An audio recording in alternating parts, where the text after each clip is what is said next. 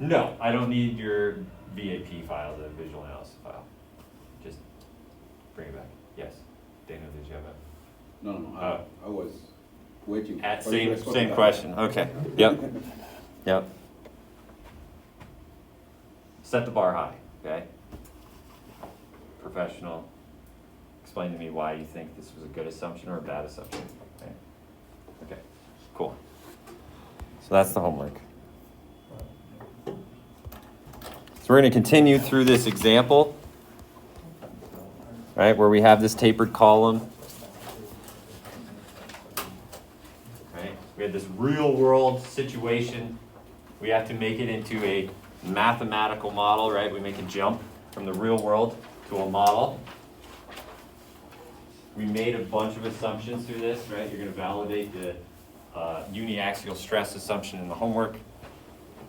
We made then the jump in that once we have simplified the real world, because we're not going to model it exactly, right? It's impossible to model, well, not impossible, but it'd be a huge stretch to model it exactly, right? We want to pull from the real world pertinent stuff that allows us to as closely approximate, right, and be as accurate as we can, right? Sufficiently accurate for what we're looking at. In this case, we were interested in the displacement of the column over the height, right? And then the stress in the column over the height. And so we discretize our model based on trying to divide into these finite elements with which we're going to calculate nodal values, and then we're going to interpolate, right? That's the whole premise behind the finite element model, or method. As we mentioned, we have two sources of error here, right? We're making two steps to get to even analyzing it in the finite element modeling software, right? So we're going to come up with our modeling error, right? We have a modeling error associated with taking it from the real world, making this analytical model, and then finally we make a jump from that with discretizing it, right? We have to separate it into palatable pieces, if you will, right? Once we have separated into palatable pieces, we know what we're looking for, displacement in our case, right? Because we assumed uniaxial stress, uniaxial displacement, we're going to use a bar element and we're going to we started deriving what that would look like, right? We had some generalized degrees of freedom, this A1 and A2, which associates with how we are assuming the displacement changes as we go from node to node. That's all the finite element method does, right? Is it's an interpolation between nodal values. So we went through, we figured out what our interpolation function is, right? Essentially just determining how the displacement changes once we know the nodal values. You know, these are called shape functions, right? Are functions of our nodal values that provide us with what is going on between our nodes. We have 2 degrees of freedom, so we have 2 shape functions, right? We're going to have a function multiplied by each of our nodal values. That'll give you what the displacement is between our 2 nodes. Well, in order to figure out what that displacement is, we need nodal values. Well, for this being as simple as it is, we could merely go through the mechanics of materials method of figuring out the axial displacement, PL over AE, right? From that, right, knowing displacements, well, we know strain, right, change in length of the original length is the derivative of displacements. And knowing that we have, well, I guess now we have our displacement or our interpolation function, right, U sub S, how our displacement changes as we go from one node to the next based on nodal values, right, U2 and U3. If we took the derivative, right, du ds of that function, we would land with negative U2 over L, U3 over L, right? Strains then, if we simplified it, 1 over L of U3 minus U2.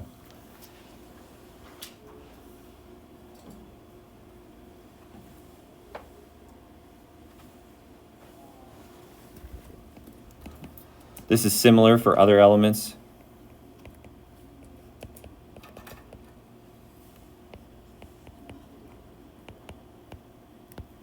Right? If we had a displacement function and we wanted to know the strain in a different element that we derived, right, we would take the derivative of displacement, right? Strain, the definition is the change in displacement.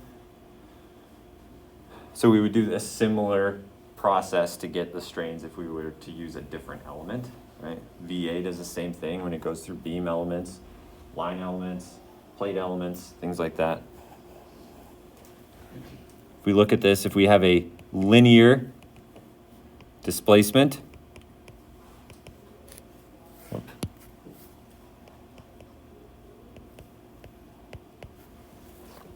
our displacement's linear, what does that do to our strains? Constant, right? Yeah, you take the derivative of it. So we get rid of that variation. So displacement results in constant strains.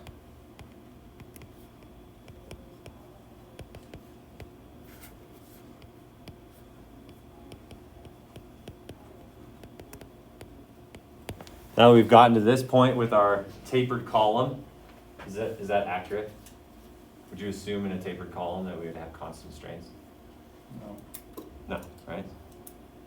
So we made this is a huge inaccuracy, right? So it's not accurate. Well, if we now know strains, we were interested in stresses. We need a constitutive law, something that relates stress to strains, right? So in this case, we use Hooke's law, stress, modulus elasticity, times strain, right? So therefore, we just take our strain equation, multiply it by E, and we get an equation for stress, right? Sigma S is E over L times our nodal value at 3 minus the nodal value at 2. Right? So if we are moving from 2 to 3, we would get a constant stress equal to that. Well, if we plug in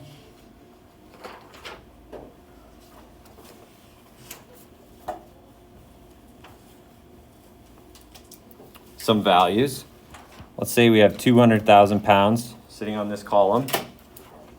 The top area is 42 square inches. The total length was 180 inches. So each of our elements are 60 inches. We were told this thing's made out of concrete with 4,000 psi concrete. What's the modulus of elasticity of concrete? 3,605. How'd you get that? Oh, I don't know. That's something different. 3,605, Dawson? 57,000. 57,000. Square root of 4,000 divided by 1,000 is exactly that, Dawson. Oh, it is. Yeah, like that's a standard for KSI concrete, Yes. but if you're just calculating. KSI, sorry.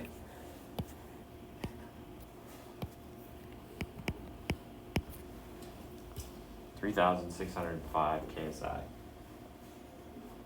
which is shit compared to steel. Right? Yeah, 29,000, dude. So ACI 318 will give you that. Okay, so if we plug all of those things in,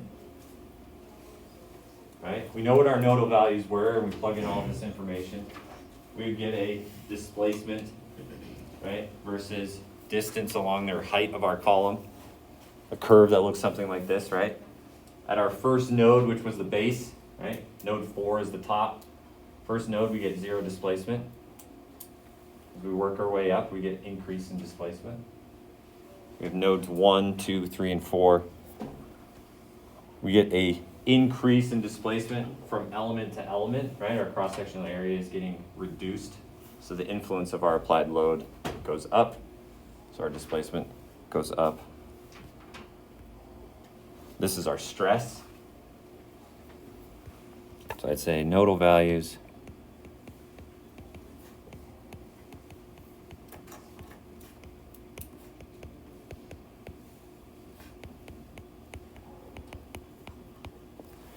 with interpolation, right? That's all we're doing with the finite element method. We're calculating nodal values. We assumed that it changed linearly, right? We could have just drawn a line, straight line between the two, but we calculated what that function would be, right? Use of S. our stress, right? It's constant.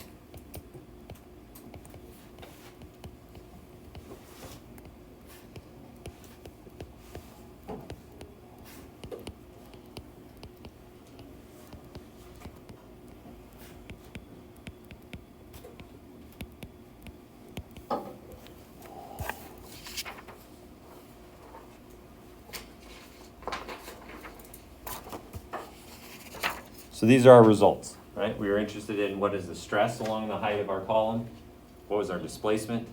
Based on knowing the displacement, we got our stress. If we were looking for this solution in the real world, this is what we would provide ourselves with, right? After we do this, right, we can never forget to validate our answers, right? Always relate it back to something. Okay. Similar to the homework, right? We want to make valid the assumption that we did uniaxial stress distribution. In this case, we want to make sure that what's going on in our two plots are valid also, right? So there's 5 things here that I came up with that I could relate back to those two that made me feel good that in general we've got the right behavior. Any ideas of something that you would look at as an engineer back at your solution and say, all right, that makes sense? It can be very, very simple. Zero displacement at the base. Crushed it.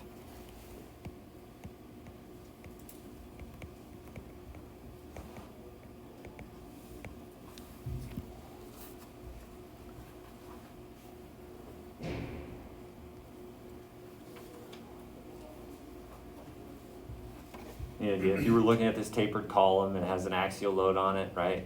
The area decreases as you go from the bottom to the top. So I shouldn't stress. Fuck yeah, Elias. There you go. Stresses increase.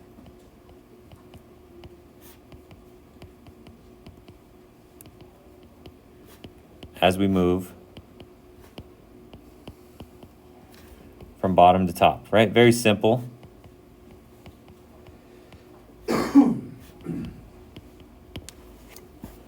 But key, right? I mean, that is the behavior that I would expect if I looked at a column and the area changed from the bottom to the top. Constant axial load, right? Very simple. You get a VA printout, you just look at it and you're like, oh shit, that makes sense, all right? That works. Anything else? These two graphs.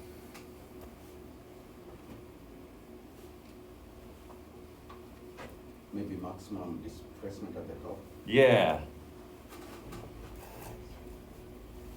All right, we'd say U max at U4, right? This is our top. Makes sense, right? I'd expect that. It's growing, right? That displacement's growing from the top, bottom to the top. It's getting, like, I guess another one would be, does this curve look right? Right? We're starting at 0, it's kind of a little bit flatter, and as we go towards the top of our column, the area gets decreased. That load's going to increase the amount of displacement that we see in our cross section. All right, so it's simple as shape of displacement curve.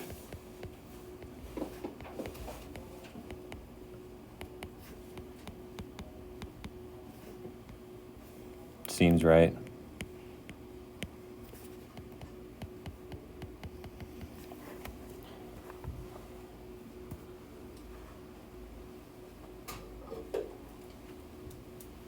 Any other guesses?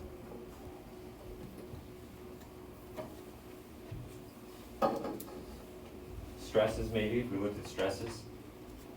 We know the cross-sectional area at the top of our column, right? If we drew a free body diagram of the entire column, we know the area at the top is 1A, the area at the bottom was 7A. We know 200 kips at the top has to equal 200 kips at the bottom.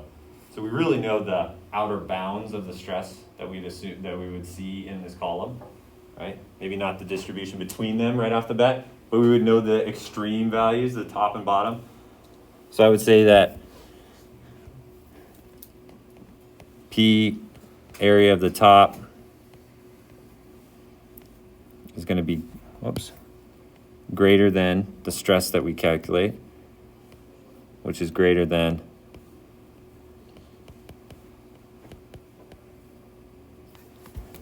right, we're bounding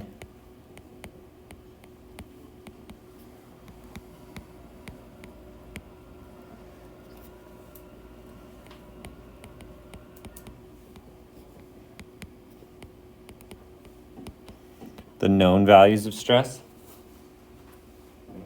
When we discretized our model, right, we assumed 2 times the area and 6 times the area for those elements, the top and bottom elements, right?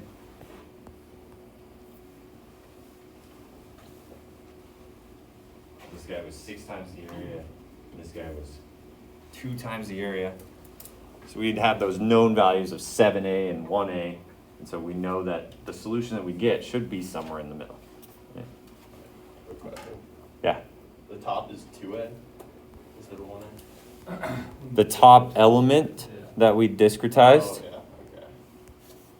is 2a, right? Yeah. We had to find this sweet spot, right? We're assuming it has to have constant area, our bar element has constant area. Yeah. So it goes from A to, say, 3a, then we pick 2a. I was just remembering the top of the real thing was 1. Yes, so then it- correct, yep, So Yep. modeling it as 2A would technically put a lower stress than if it was 1A? Is that Correct. accurate then, or? no, it's not accurate at all. But it's an assumption we made in order to make this, right? We made that jump from the mathematical model, this guy here with all these assumptions, to this one here, right? And we make those assumptions based on, we're trying to envelope the real answer, right? We're interested in displacements and stresses. And so we want to make sure that when we both build the mathematical model and the discretized model, that we are focusing on those are the answers that we want, right? We want to make sure we maintain everything that's in the real world that influences that, right?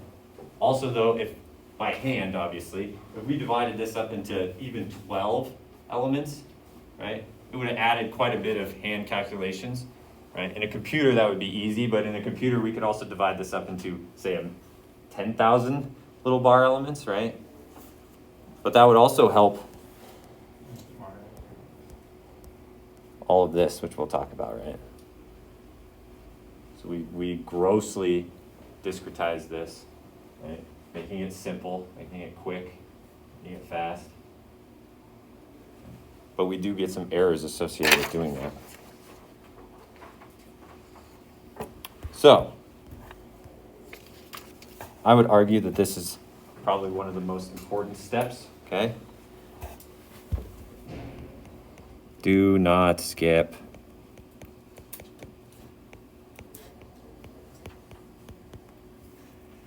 And save yourself. What are you going to save yourself from? Well, you save yourself from embarrassment.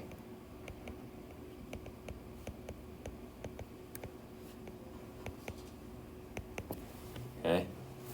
At some point this semester, we're going to have Adam Stordahl, who's a partner in visual analysis, right? IES, okay? Integrated Engineering Software Solutions, one or the other. Anyway, he can come in and talk about all the questions that he gets on help, right? info@visualanalysis.com or whatever. Saying, I don't get it, my model's not deflecting. Nothing's moving, I loaded everything, right? So he gets to describe how people will just assume, right, that what they put in, they should be getting out what they want, right, without actually looking at it from a validation standpoint. And so you don't want Adam to come back to you and say, well, hey, you know, you fixed every node in your model, so it physically cannot move, right? It's like you had this invisible like anchor system out there that holds that part of the structure in place, like every little node in that entire structure in place. And people have done that. Right? Sent him a model with all of the nodes fixed. Okay. So save yourself some embarrassment. Save yourself some rework. And ultimately, it's shitty to think about, but lawsuits are a real thing. Right?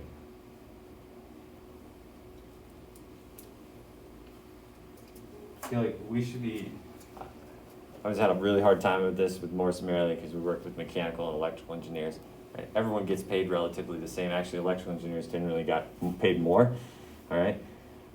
They have very prescriptive stuff, right? Mechanicals, for one thing, it's like, what's like, oh, I'm cold, right? You know, like if we fuck up, someone dies, right? You know? So I just, it was such a hard thing. But like lawsuits are real, okay? Right? Civil engineers screw up, there's a mud puddle, right? Bummer, right? So save yourself from all of this, okay? Also, as Adam will mention, software have issues too. Also, okay? They're not perfect. Okay? You might find an issue with them. I know when we were working through, right, software, it's the real world, like ideas of, anybody heard of like the invisible hand? It's like, how does the groceries get into the grocery store? Right? Economists will say it's the invisible hand, right? It's this motivation for money. It's the free market that makes that happen. Well, software engineering is the same way, right? They're only going to fix things where they have to fix things, right? To make sure that people are buying their product. So one of the things that we helped them, and more summarily, work through was their modal analysis software package, right? Their ability to do modal analysis in VA was very, very limited until we started doing Miller Dining Hall, the round one. Right, because we were doing modal analysis, and we were finding that when you do modal analysis, some of you have had Barry's 512, right? And so when you do modal analysis, you do square root of the sum of the squares, right? Or the complete quadratic combination method. Well, when you do that and you have all these modes that you add up together, right, you lose signs. So you'd like click on an element and you'd want to know, okay, what's the highest moment or shears that are in this element? And you would lose all signs. So you don't know which direction things are acting, okay, which can affect that stuff. And so we worked with them. So again, right, if it doesn't meet your reality check, right, you can reach out to them, and sometimes there legitimately are issues with their software. Don't assume that it's perfect. But with like huge numbers like that, like huge loads and like modal analysis where it's like your intuition kind of, it's hard to like have some intuition. Agree. That's where like some of the signs for us was very difficult to see, because it's also a round structure, so you had a lot of weird shit going on. Right. With out of plane bending and in plane bending of shear walls and stuff. And so yeah, the workaround that they did is you take the most dominant mode and you take the sign that's associated with the largest contributing mode, right? You had modal mass, if you guys remember in dynamics. Right, so they would take the mode with the largest modal mass and use the sign of that mode. What did you use in there for a lateral system? So it's got a little bit of everything. If you looked at it from the connectors and the building as a whole, it's got special reinforced concrete shear walls, special masonry shear walls. It's got wood shear walls, and that's it. Is it all interior, or did you do any on the curve? Yeah, so if you look at the, like between all of the windows, right? Yeah. There's like these piers, masonry piers. So the outside brick sections are just a veneer. Behind that is our special reinforced masonry shear walls that are pointing like outward from the circle, like radial, and then circumferentially there's the small piers you can see from the inside. Those are structural. So we ended up we had to create a whole new collector system that ran the entire perimeter of the building because there was no load continuity between the roof diaphragm and the walls themselves. They were completely unreinforced. The roof is wood? The roof is wood, yep. And so it had a huge torsional irregularity and a non-parallel system irregularity to where we had to use a higher order analysis method to analyze it, because like there's it's a daylight basement on the backside, and there's a loading dock down there. Oh, yeah. And so there's like all these concrete shear walls, and then there was nothing on half of it, right? And so then it had this huge tendency to want to twist based on trying to pull all of that lateral load from the center of this big concrete diaphragm over to the wall side of the basement. So it was a challenge for sure. And then also connecting to existing buildings really sucks. Really sucks. if you guys in concrete, you guys have taken Damon's concrete class, you guys go through like, it used to be Appendix D, now it's Chapter 17, like anchoring the concrete. It's a bitch. It is a bitch. Real epoxy. Yeah, like you can't, and yeah, but you can't even do, like you can't get the full strength of rebar out of doing that in some cases. And so we had these huge embedded like saddle plates that went over the top of the wall with through bolts so that if we had to end up like our big breakout surface was large enough to develop. So anyway. All right, we got on a tangent. Which you guys are good at, right? You don't want a final project at the end of the year, I know. What else is a big no-no? Well, don't analyze things. Analyze problems. You don't conceptually understand.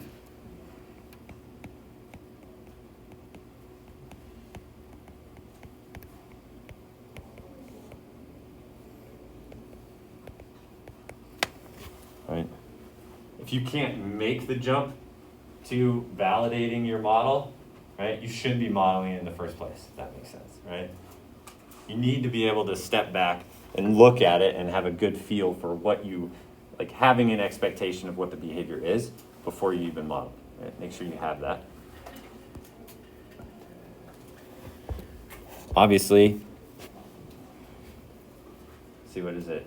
Experience comes from bad judgment. Judgment comes from, let's see, fuck it. What's it? It's like good judgment comes from, experience comes from bad judgment. Comes from experience. Yes, good judgment comes from experience. No, that's wrong. I'm gonna fix that. That's wrong, James. Basically what I'm saying is, right, don't be scared of the fact that like, you're just starting out, right? So you can't, if you were to jump into modeling NaH, right, you'd have some probably issues having some expectations on how to model things, what the behavior might be, the results you're gonna get, right? So what do you do? Well, you just start out simple.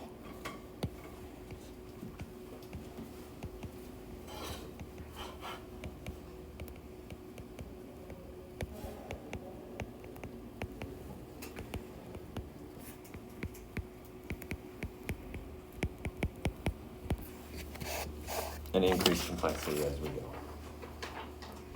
And that's hopefully where this class will start out, right? All this finite element stuff that we're talking about now and will here for the next few weeks is very simplified, okay?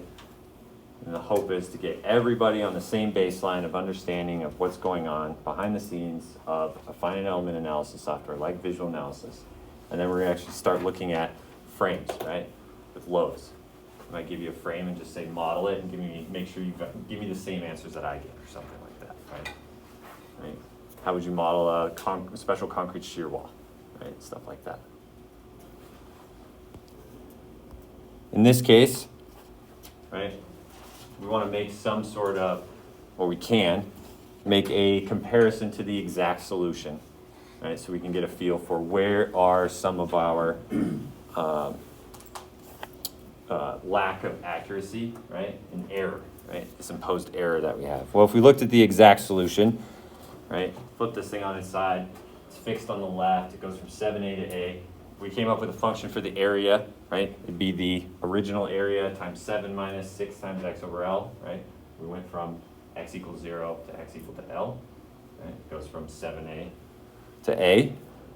If we made a cut of that section at some distance x from the left-hand side, right, we would establish that we have some sort of load f of x, which is really just p, right? The load is constant. If we take Hooke's law, right, a constitutive relationship that relates our stress to strain. Stress we know is force over area. That would be simply P over a sub x. We'd say that is E times epsilon. Well, that's the same as E times the change in displacement with respect to the distance along the length, x. Probably should have called this S, because that's how we did it in the, I don't know, that's okay. I like X better. I know. So we could have this relationship, right, from Hooke's law. Based on this relationship, we then therefore just establish that E, right, a sub x first derivative of displacement equals the load. Pretty straightforward. Well, if we assume E is constant and we substitute in our function for the area, right, we would get this equation with respect to integrating to get our displacement, right? So we integrate that function, make some substitutions because we have some rules of integration we would need to use because we end up getting with natural logs and things. Tried to not bore you with all of that garbage. When we integrate, we always get constants of integration. And constants of integration need to be evaluated at boundary conditions, like you did in mechanics of materials. When we know the displacement is 0, when x equals to 0, right? That's the base, that's where we fixed our column.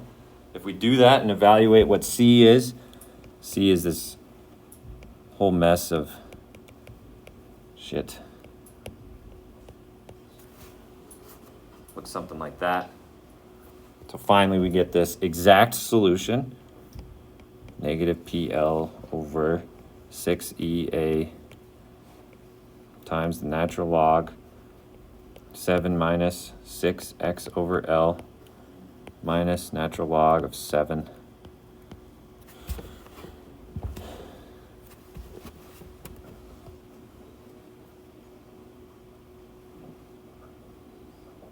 And stress.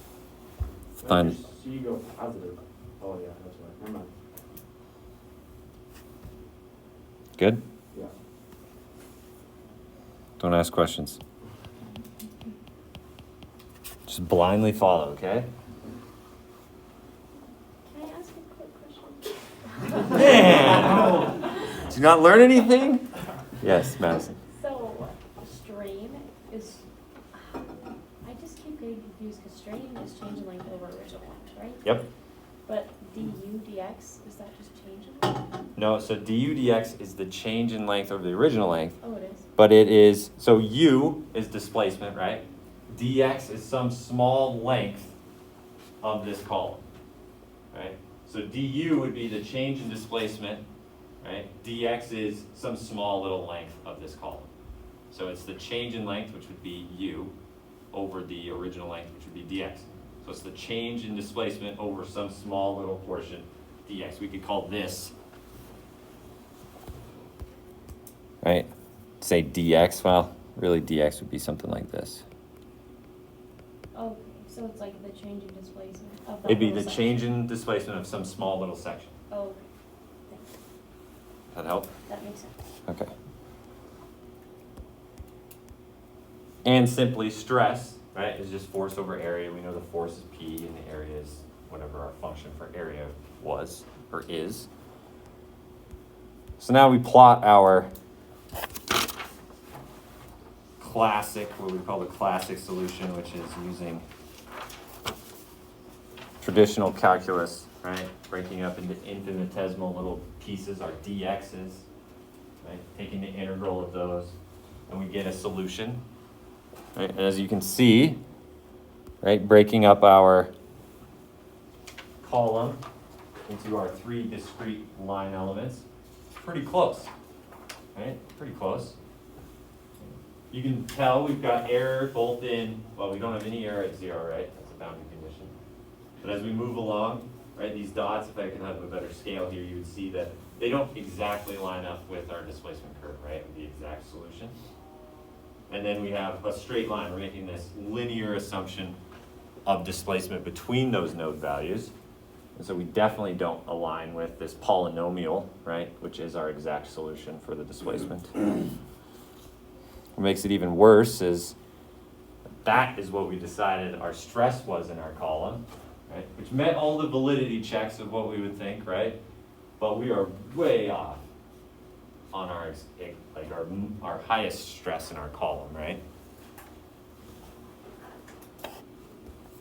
So if we made a few comments, right?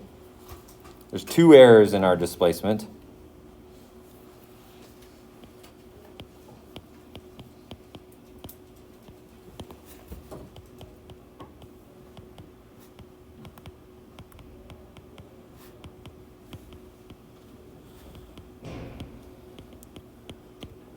right? At the nodes, mentioned we had to use our mechanics of materials. Well, our nodes were at discrete locations. Our nodes took into account a set amount of area for each of our elements, right? 2A, 4A, 6A, which was not that smooth variation that we have in our tapered column. So even the displacements that we calculated at our nodes were off. And then we made this simple interpolation of being a linear relationship between nodal values as our displacement between nodes. So that's off from our polynomial that we see there. So we have two errors in just our displacements. If we look at our overall solution, right, as mentioned before, right, Cook calls the finite element analysis a piecewise solution to a field problem. So our finite element analysis, as we can see, our solution looks like a piecewise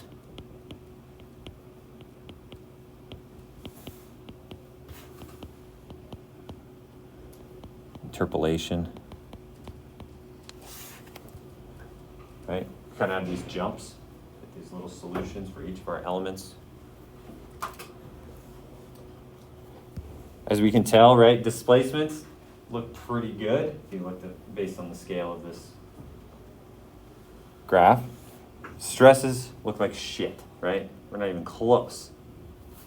We're saying that they're constant when in reality they vary as a polynomial, right? They're exponentially increasing, right? Which we get that increase, but then we have this constant stress for a duration or a length of our column, right? Stresses are much less accurate. They're pretty good at the midpoints of those elements. Yeah, true.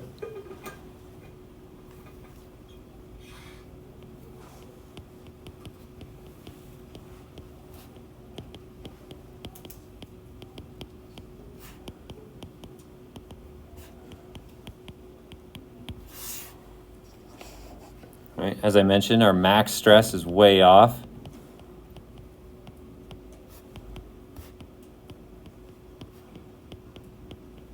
Right, which if this being concrete, square root of f prime c, right?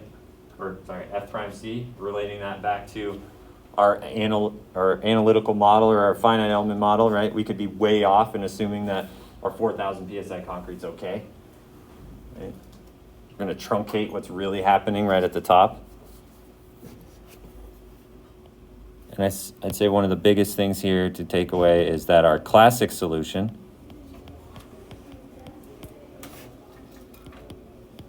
exactly solves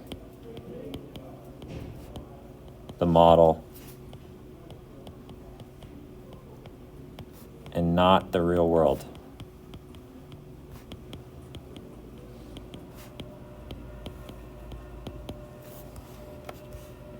Right? We have this error involved with going from the real world to this analytical model, right? We were able to exactly solve that analytical model, but that's exactly what we're doing is we are solving the analytical model, right? We're not solving the real world problem. So we might have that exact answer, but even that curve that we're saying is the classic solution might not be the right solution. Yeah, Dan. Yeah, so if we have these in actual stresses, right, I expect that we're gonna have also these strains because of the Poisson's ratio. Poisson's relation, the Young's modulus. So that's automatically give me like the other stresses like the sigma y, something like that. Yeah. Are they independent? Like they have nothing to do with this sigma y, this sigma x. They have nothing to do with this, or Well, you would, I mean, remember that displacement unrestrained doesn't create stress. Okay, Does that make sense? Right? Because you have no force then. correct. So like this column, if you squished it and it expands outward, yeah, it's going to displace, but that might not actually create stress. But how if you find like there are some stresses created, are they have something to do with this? Yes, I mean they there is a relationship, right, because there is Poisson's ratio, and the fact that you make a displacement this way, right, there's a conservation of mass really is where that's coming from, right, and so it's going to displace outward, and so trying to give you something without giving the homework, but there is a relationship between displacement, you know, vertically and horizontally, right, but displacement doesn't necessarily mean that there's going to be stress. Yeah, that's Right. what I understand. Because you need restraint. So if the force is inclined, then there will be a stress at this side, right? Yeah, I mean, the second that you would add a horizontal component to that stress, then yeah, you mean you're creating bending, which creates shear stresses, which would then move forces from a horizontal plane to a vertical plane to a horizontal plane. Yeah, yes. Alright. So in our validation, we had said that we know the envelope of stress because we know the stress at the bottom and at the top. Yep. So when you got to this point, would you just say this model's crap? Well, that's where when you said 6A, I was like, well, wouldn't you want your model to be 7A to 1? Yeah, so that's where 6A? where refinement, right, which is the distribution of that discretization, like how many elements do you choose to use, right? And at some level, if you wanted to use enough elements, you could have decided, well, I'm going to use the first element at 7A, then I'll go 6A, 5A, 4A, all the way down to A, right, or the other way, right? So at what point do you care about what's happening? Because right now we know what that maximum stress is. How, like at what point do you say, okay, that's good enough to know like my model's this, but I know that this is bigger. But I don't want to go through the getting That a is, really fine yeah, I step mean, in. that would be a decision you would make as a designer. Yeah. To say, all right, I'm not gonna spend 3 hours on this column. I know the smallest area is at the top. I'm gonna just figure out the maximum stress due to this axial load on this column and go from there, Yeah. right? Or, like, you could simplify this and say, well, it is a column, right, of a known height. Column has the potential for buckling, right, stability issues. So I could say, all right, instead of dealing with this huge taper, I'm gonna say, fuck it, I'm gonna use the smallest diameter, or the smallest area of our column, assume that it's a straight column, ignore the taper, run an analysis, make sure the stability works. You know, if I got some crazy huge answer, then you might go back Yeah. and continue to start refining.